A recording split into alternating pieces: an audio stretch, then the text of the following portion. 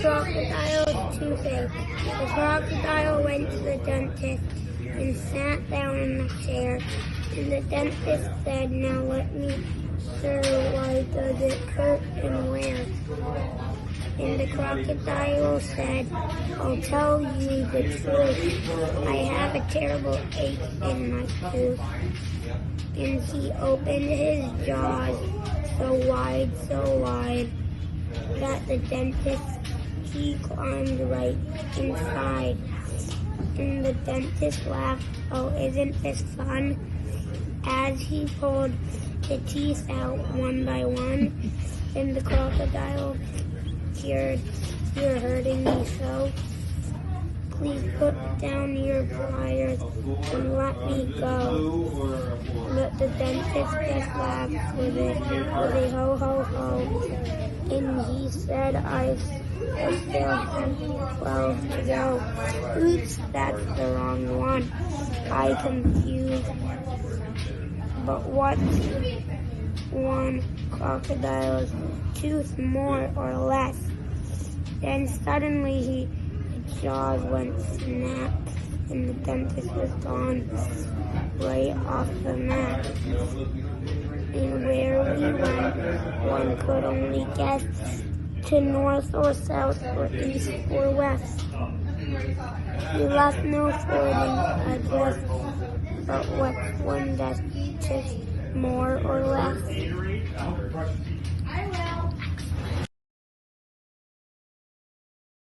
Hi everyone, my name is Mike Scalps from Middlefield, Connecticut. In honor of National Poetry Month, I would like to read one of my favorite poems.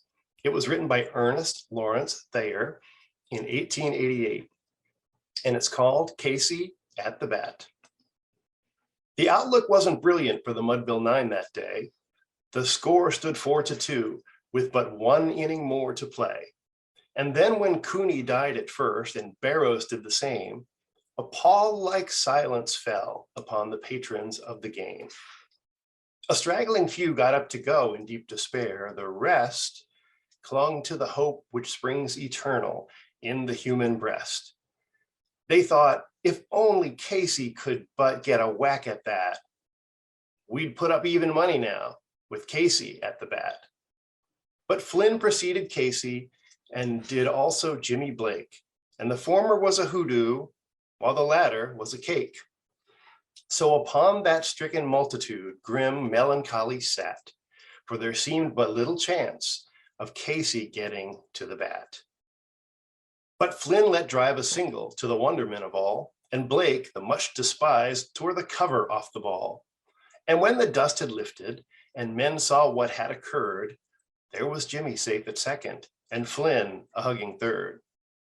Then from 5,000 throats and more, there rose a lusty yell. It rumbled through the valley, it rattled in the dell. It pounded on the mountain and recoiled upon the flat. For Casey, mighty Casey, was advancing to the bat. There was ease in Casey's manner as he stepped into his place. There was pride in Casey's bearing, and a smile lit Casey's face. And when responding to the cheers, he lightly doffed his hat, no stranger in the crowd could doubt 'twas Casey at the bat. 10,000 eyes were on him as he rubbed his hands with dirt. 5,000 tongues applauded when he wiped them on his shirt. Then, while the writhing pitcher ground the ball into his hip, defiance flashed in Casey's eye, a sneer curled Casey's lip. And now the leather-covered sphere came hurtling through the air, and Casey stood watching it in haughty grandeur there.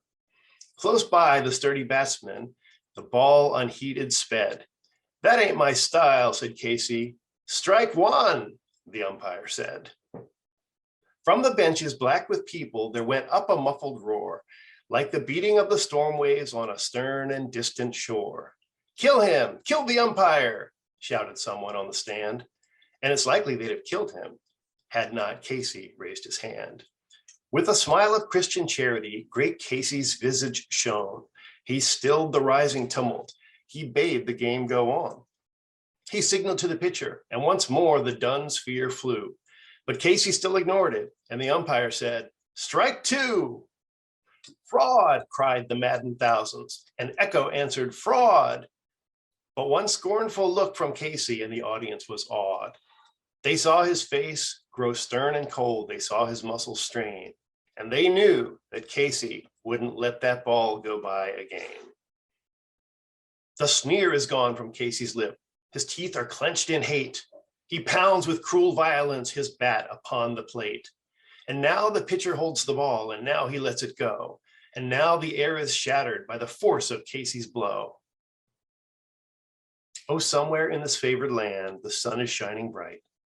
The band is playing somewhere, and somewhere hearts are light. And somewhere men are laughing, and somewhere children shout. But there is no joy in Mudville. Mighty Casey has struck out.